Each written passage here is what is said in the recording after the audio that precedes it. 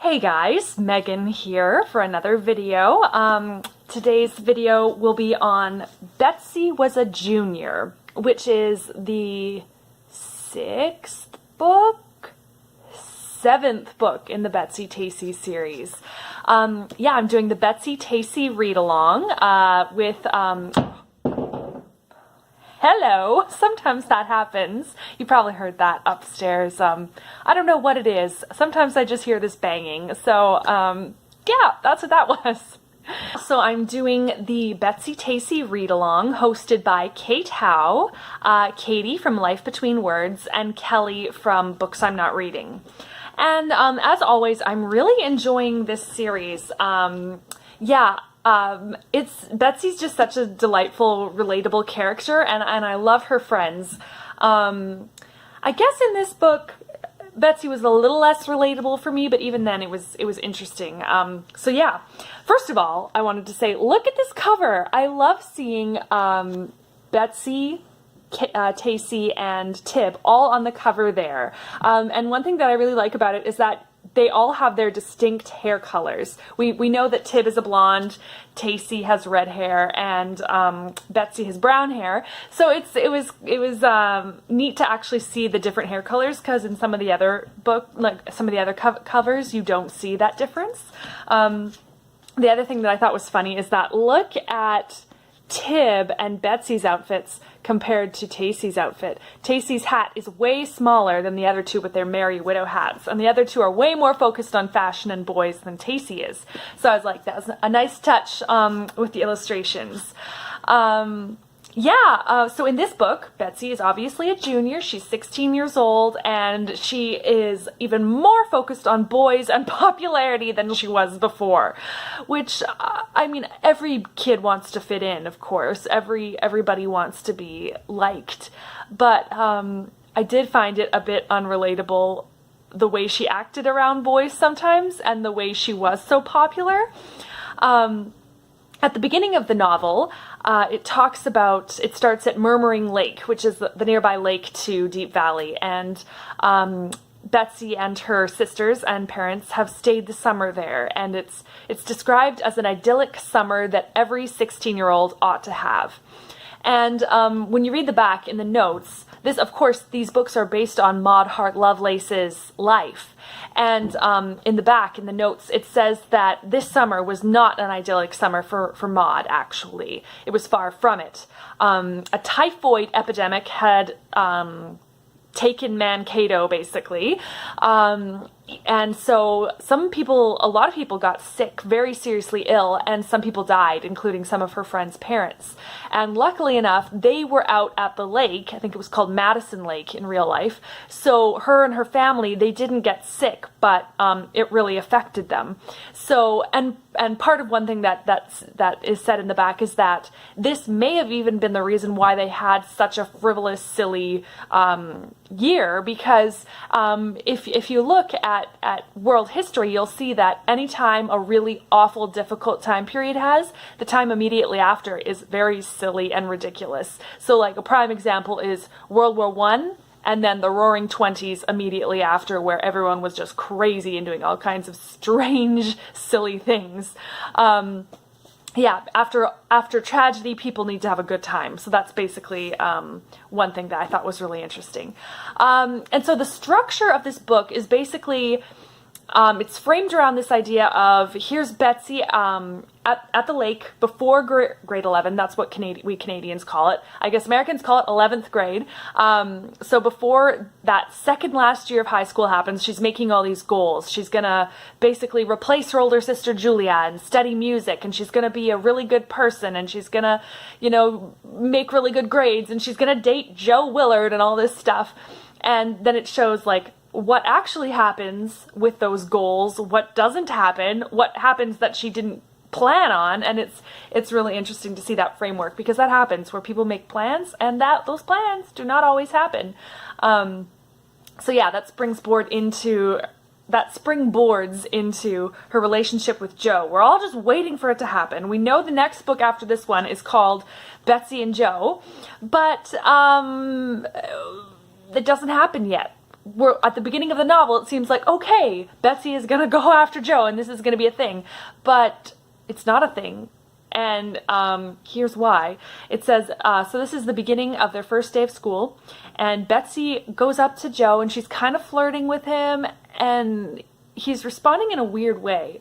And it says, if he had acted bored, she would have feared that he just didn't like her anymore. But he hadn't acted bored. He had acted embarrassed. And actually, come to think of it, I've had literally that exact same reaction where actually I came back from a summer. Didn't even think of this till I'm talking about this right now. I've had that exact reaction where I came back from a summer and a guy who had been interested in me, and I was like, I don't know. And I started being friendly with him, and he didn't act bored. He acted embarrassed. And I was like, that's so weird. No wonder I resonated with that moment. It's because that actually has happened in my life. And then I found out that he was dating someone else. And I was like, I just felt I felt embarrassed. He seemed embarrassed. It was just really uncomfortable. And it was like, I mean, it happens. Sometimes you can't avoid it. But it was just, I felt so bad for Betsy in that moment. And it was terrible. There will be spoilers, I should say. There will be spoilers. It was terrible when I found out who he was dating. He was dating the worst person he could be dating in Deep Valley, except for maybe Tacy or Tib. But he was dating Phyllis, which is the snobby girl that I do not like, and I don't think very many people like, and who was also the sister of Betsy's ex-boyfriend, who was a terrible boyfriend, who was it was just like, no, this is the worst person that Joe could be dating. It was so upsetting. And, like, you just know that Joe and Betsy, they are the ones who are supposed to be together. Like, they just get each other. They're in English class, and they're just, like, on the same wavelength. They're exchanging glances. They're like, oh, I'm getting this joke. I'm finding this funny, even if nobody else is. But they get each other. Yeah, another thing that I thought was really funny, and I told my dad and my sister about this. I just thought it was so funny how Phil and Phyllis, they're the rich kids, and they each have their own auto, and they each drive their own auto to school. And it's like, why are you doing that? Why aren't you carpooling?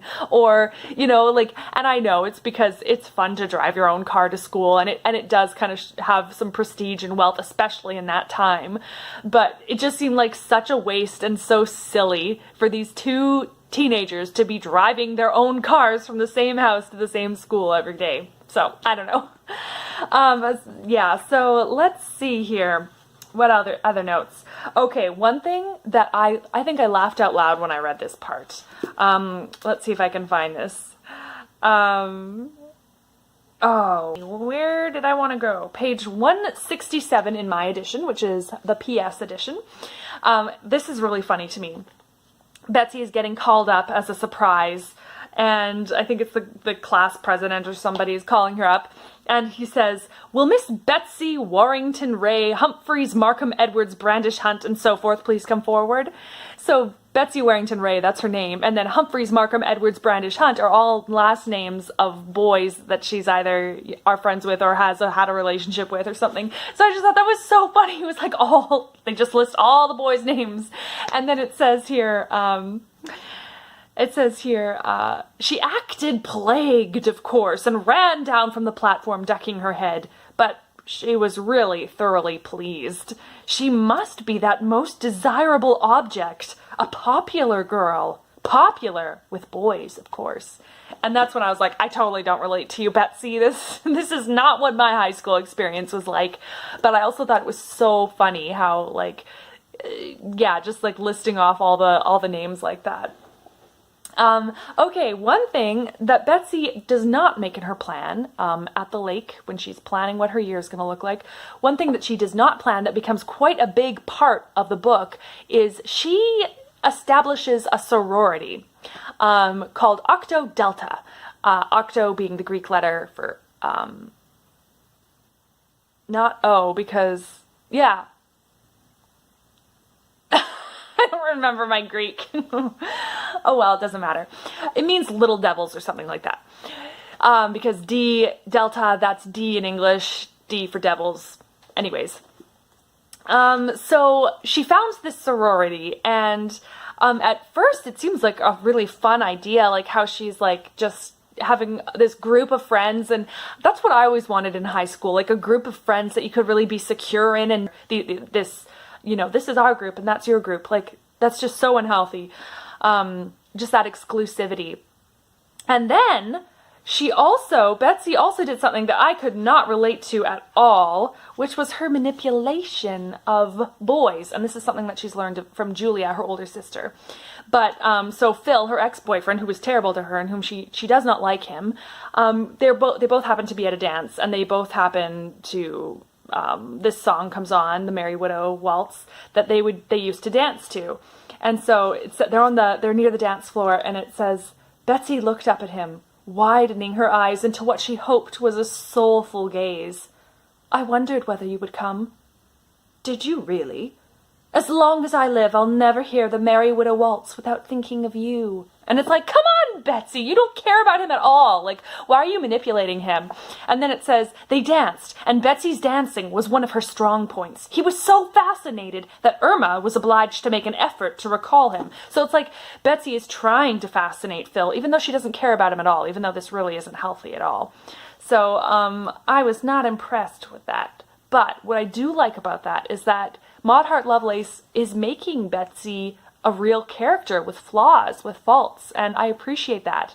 I think that's important. And I actually wrote this down. I was thinking about this and I wrote it down. What I said was, Maud Hart Lovelace never anticipates the lesson or the moral of the story. She lets her characters and the reader revel in her mistakes until the truth dawns on her and us. And I appreciate that. She doesn't say, oh, Betsy's starting a sorority. That's a bad idea. Sororities are exclusive. She doesn't say that. She goes, this is so much fun. Look at these hilarious meetings they have. It's awesome. And then, little doubts creep in, like, I'm being what about that other girl, Hazel? I kind of like her, but oh no, she's not part of the group. So, yeah, that's really great. And the lesson that Betsy learns, let me just find it here. The lesson that Betsy learns, I thought she put it really well here. You ought not to go through life, even a small section of life, like high school or college, with your friendships fenced in by snobbish artificial barriers. It's like, why? You can have the whole world, she says. Why would you just have your one little fenced-in yard? Yeah, this book is all about Betsy growing up. It's really sweet how at the beginning of the series, it's all about Betsy looking up to Julia and admiring Julia and how grown up she is and how beautiful she is.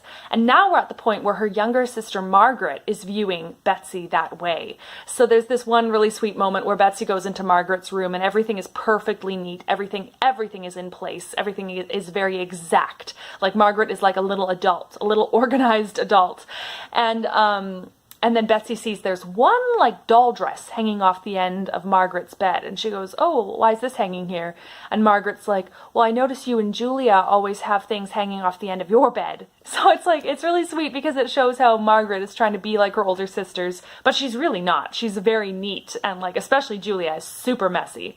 So it just shows how she's growing up. And it says here at the end, we're growing up, Betsy said aloud. She wasn't even sure she liked it, but it happened, and then it was irrevocable. There was nothing you could do about it except try to see that you grew up into the kind of human being you wanted to be. And I think that's important. Betsy saw that she wasn't being the kind of human being she wanted to be. She was being exclusive and manipulative. And so she saw that what she was becoming, and she decided to change. Also, I just love that scene at the final dance when Joe puts his foot down and is like, no, I'm going to dance with Betsy. I love that scene.